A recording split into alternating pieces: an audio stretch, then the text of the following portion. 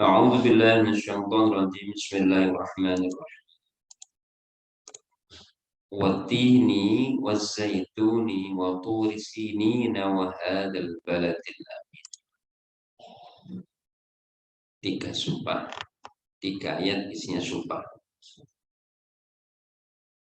Demi buah tin dan az-zaitun, demi bukit Tursina, demi negeri Mekah yang aman. Ini kembali kita ulangi bahwa Allah bersumpah dengan sesuatu yang sangat akrab, dekat dengan kehidupan manusia. Tin az-zaitun ini sangat dekat dengan bangsa Arab.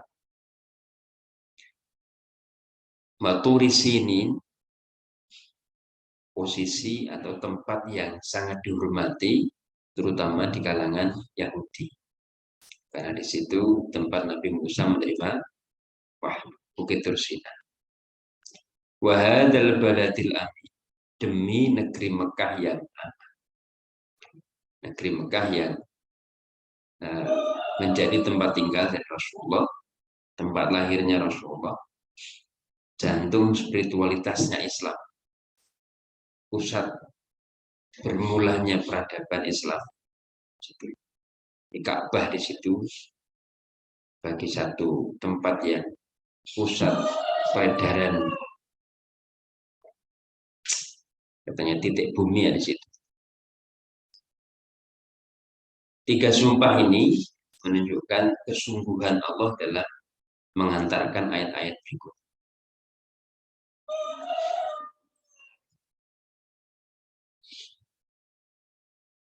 Sumpah demi makhluk begini, ini hanya diperbolehkan oleh Allah. Jadi kaidah sumpah itu manusia tidak boleh bersumpah demi langit dan bumi, nggak boleh. Itu manusia. Jadi yang boleh bersumpah dengan makhluk itu hanyalah Allah. Kalau manusia itu sumpahnya hanya boleh dengan Allah, demi Tuhan, dan seterusnya. Nah itu di kaidah sumpah yang diperbolehkan bersumpah dengan makhluknya itu adalah Allah sebagai bentuk keagungannya. Laqad khalaqnal insana fi ahsani taqwim. Sungguh kami telah menciptakan manusia fi ahsani taqwim. Ini fisik maupun psikis, terutama karena adanya akal nurani, ini yang menjadikan manusia itu sebagai ahsani taqwim. Meskipun secara fisik saja ini kalau dibandingkan dengan makhluk yang lainnya, manusia ini porsinya itu seimbang.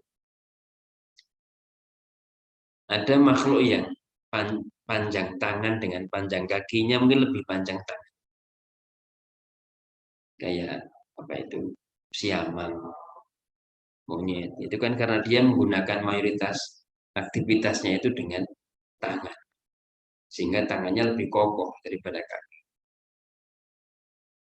Gelantungan dan seterusnya. Ada makhluk mungkin ya kekuatannya ada pada sayap. Kekuatannya ada pada ujung kepalanya, ada yang murek-murek. Kekuatannya ada pada gigi, ada pada kuku-kukunya, dan seterusnya.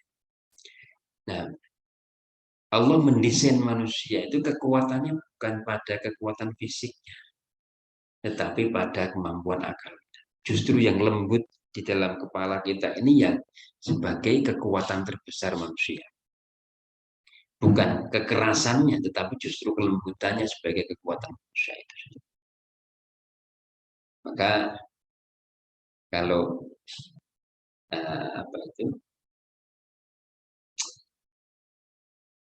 orang yang kasar itu kalahnya dengan yang lembut. Kira-kira begitulah kalau logikanya. Laqad khalaqnal insana fi ahsani taqwim. Sungguh kami menciptakan manusia itu dalam sosok yang sempurna. juga dimuliakan, karomna. Jadi manusia itu makhluk yang sangat. Jadi beruntunglah kita. Makanya kesyukuran terbesar kita itu pertama kali adalah kita diciptakan sebagai manusia. Begitu kita lahir sebagai manusia itu sebenarnya sudah bentuk kesyukuran terbesar. Karena kita terlahir sebagai manusia, sebagai makhluk yang posisinya itu sangat dimuliakan. Nah, menjaga kemuliaan ini itu tugas kita. Sampai dengan nanti akhir hayat itu, jangan sampai kita itu terjatuh pada kehinaan. Kehinaan itu bisa sebabkan macam-macam. Allah itu mengangkat derajatnya orang itu justru dalam ketawaduan. Tapi dalam kesombongan justru nanti akan dihancurkan. Ada hadis-hadis begitu. Apa itu? Wa ma tawaddu ahadun illa rafa'ahu Allah. Ketika orang itu tawadhu, justru Allah akan tinggikan. Ketika orang itu sujud, justru akan dimuliakan. Itu kan paradoksal.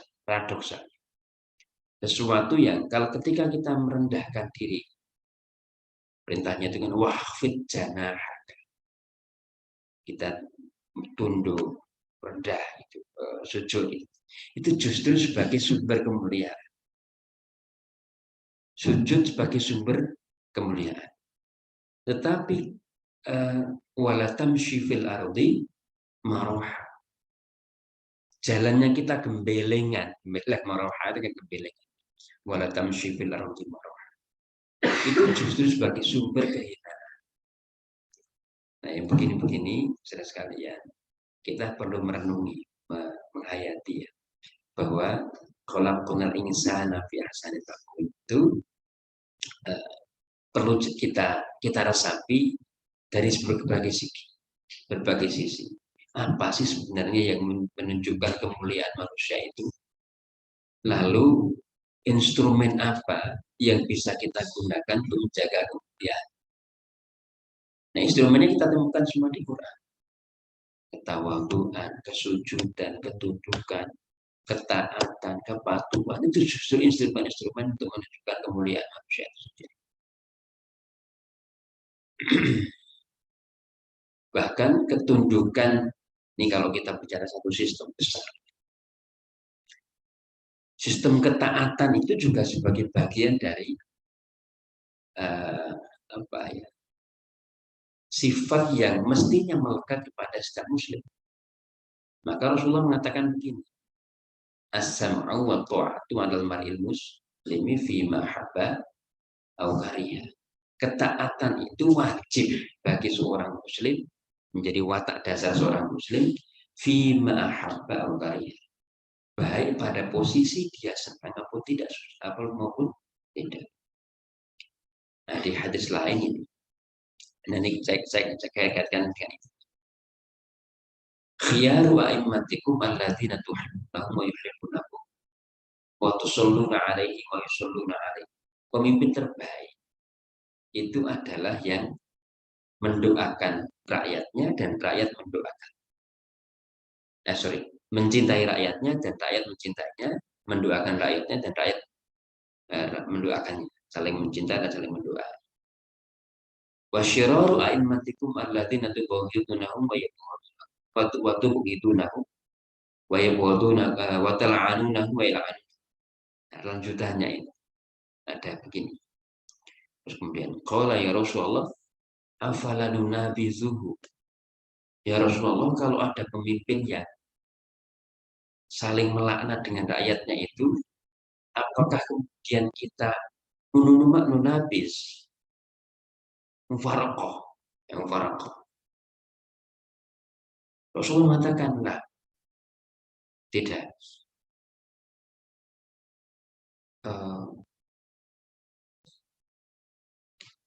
Redaksinya itu begini, saya agak lupa sedikit. Tapi intinya bisa jadi ada seorang pemimpin yang dia melakukan kemaksiatan, falyakrah min maksiatillah. Bencilah kemaksiatannya, wala yang zi'anna yadan min to'ah. Tetapi jangan kamu melepaskan ketaatan kepada pemimpin itu meskipun dia berbuat maksiat. Jadi dalam kondisi seperti itu, sepanjang pemimpin tadi tidak pada posisi kafir yang jahar. Kafir jahar itu kan berarti dia mengatakan, aku nggak percaya lagi, nggak percaya Allah, nggak percaya Rasulullah. Itu sudah kafir jahar.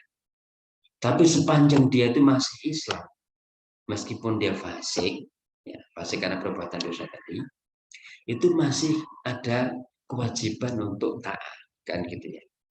Wala yang zi'an nayatamin to'ah. Ini satu sistem, satuan besar, ya, satu sistem. Sebab kalau kita melihat pemimpin begitu dia pemimpin itu berbuat maksiat, kemudian kita melepaskan terhadap semua ketaatan, semua peraturan yang dibuatnya, rusak sistem sosial, sistem pemimpin. Nah ini di hati saya ada seperti itu. Maka saya mencoba instrumen kemuliaan itu justru ada pada ketaatan, ada pada ketundukan. Nah, itu karena memang watak dasar seorang muslim itu di situ itu. Kritis itu bukan berarti menabrak tata krama ketundukan. Itu bukan berarti masuk ke kritisan. Ya, coba kamu baca nanti. Apalagi nanti konteksnya relasi guru murid dan seterusnya. Ya terus kan nanti malah kemana-mana. Summa rodadnahu asfala safil. Kemudian kami kembalikannya ke dalam posisi yang paling rendah. Asfala safilin itu ketika tidak mampu menjaga kemuliaan dengan instrumen kemuliaan yang sudah Allah siapkan. Quran, Nabi itu instrumen untuk menjaga kemuliaan. Kalau kita mengikuti itu, insya Allah nanti sampai dengan akhir itu kan pada posisi yang mulia. Makna yang lain, kesan makna yang lain, ini ada yang cukup mahal. Siklus hidup manusia itu mulai dari lemah, kemudian kuat, asani takwim, posisi kuat, kemudian decline lagi, tumarodernam asfal safi. Itu ada yang memahami, tapi itu enggak terlalu, ya boleh-boleh saja, tapi tidak terlalu sesuai yang dimaksud dengan ayat tadi. Artinya ayat tadi tidak sekedar untuk bicara itu, tidak sekedar bicara bahwa siklus manusia itu mulai dari lemah, gak bisa mampu rawat, sampai dengan dia mampu mandiri, sampai hanya mampu rawat lagi. Nah, itu siklusnya memang begitu, mampu rawat, mandiri, bahkan bisa merawat, nanti lemah, jompo, hanya mampu rawat lagi. Itu marodatinau asfala safil. Siklusnya begitu ya. Tetapi tentu makna dari ayat ini tidak hanya itu. Kalaupun ada yang mencoba menafsir di situ ya salah satu bentuk varian pemahaman saja terhadap ayat. Oke, saya teruskan. Allah bersumpah dengan hal yang sangat dekat bangsa Arab sejak sebelum kenabian Muhammad untuk menggugah rasa keterikatan dan ketergantungannya kepada benda-benda itu yang dimakan, dihuni, dan dihormati. Dimakan, dihuni, dan dihormati. Az-Zaitun, At-Tin, dan Mekah, At-Tursina, Bukit Tursina. Ajakan Muhammad sangat dibutuhkan, seperti halnya benda-benda itu agar kehidupan tertata dan teratur. Tadi yang saya sebut sebagai instrumen untuk menjaga ahsanitas tadi. Jadi semua yang disiapkan oleh Allah itu sebenarnya dalam rangka supaya kita tidak decline. Untuk hidup kita itu tobakan antobak setahun naik. Sampai akhirnya kembali kepada Allah ya ayat Tuhan nafsul mutmain. Jadi alurnya begitu, dari bukan decline lagi, jadi dari semula sudah memuncak tinggi, kemudian drop menjadi asfal safil. Mereka juga diajak memperhatikan dirinya yang dicipta dalam kesempurnaan, dari bentuk sampai kelengkapan anggota yang jauh lebih lengkap daripada makhluk yang lain. Bahkan Ia dilengkapi dengan hati nurani yang dapat memimpin menemukan yang benar. Dalam ayat lain dijelaskan bahwa manusia makhluk yang dimuliakan, diberi makan dan tempat yang baik, disebar di laut dan di daratan, yang diangkat menjadi khalifah Tuhannya di bumi untuk menuntun penghuninya, memanfaatkan karunia Allah dan membuka rahmatnya lebar-lebar bagi penghuni alam semesta. Hanya manusia makhluk Allah yang dapat membedakan yang benar dan salah, dapat memilih yang berguna baginya dan yang bahaya. Ia pula diberi kemampuan melaksanakan pilihannya. Dia tahu mana yang benar, mana yang salah, dan dia itu mampu melaksanakan pilihan. Ia diberi kemampuan mengetahui akibat pilihannya, sehingga bila segala kemampuan ini digunakan dengan benar, maka keunggulan ciptaan manusia dapat dibawa sampai menghadap Allah Tuhan. Nah, ini Prof. Zaini menjelaskan dari situ. Sayangnya, keunggulan manusia yang sangat banyak hanya digunakan bagian kecil saja. Baik dalam memperbaiki hubungan kehidupannya yang bersifat fisik, atau dalam mendekatkan diri kepada Tuhan. Jadi, potensi manusia itu lebih banyak dianggurkan. Kita itu mungkin sebenarnya belum maksimal mengeluarkan semua potensi kita. Kalau kita maksimal, buktinya ada orang-orang yang mungkin seusia kita ini sudah bisa punya produk, punya karya, ya macam-macam. Berarti dia sudah maksimalkan potensi. Maka evaluasi kita sampai dengan pada usia seperti ini itu sebenarnya produktivitas apa yang sudah kita hasil? Materikah? Non-materikah? Keilmuankah? Apa yang sudah kita hasil? Ataukah hanya mengalir saja dalam rutinitas yang kadang gak jelas ya? Rutinitas tapi rutinitas yang begitu ya, rutinitas pokoknya rutin ya, jalan. Nah, ini yang saya hanya menggarisbawahi yang disampaikan Prof. Zaini. Keunggulan manusia itu hanya digunakan kecil saja, baik dalam kehidupan yang bersifat fisik, ya, maupun dalam mendekatkan diri kepada Tuhan. Banyak orang tidak memanfaatkan keunggulannya, bahkan ada yang membiarkannya rapuh atau mengacungkannya dengan makanan dan kebiasaan yang merusak. Jadi, alih-alih menggunakan potensi tadi untuk hal yang bermanfaat, justru kadang kita mengkonsumsi, berperilaku, beraktivitas yang justru merusak dari potensi kita itu sendiri.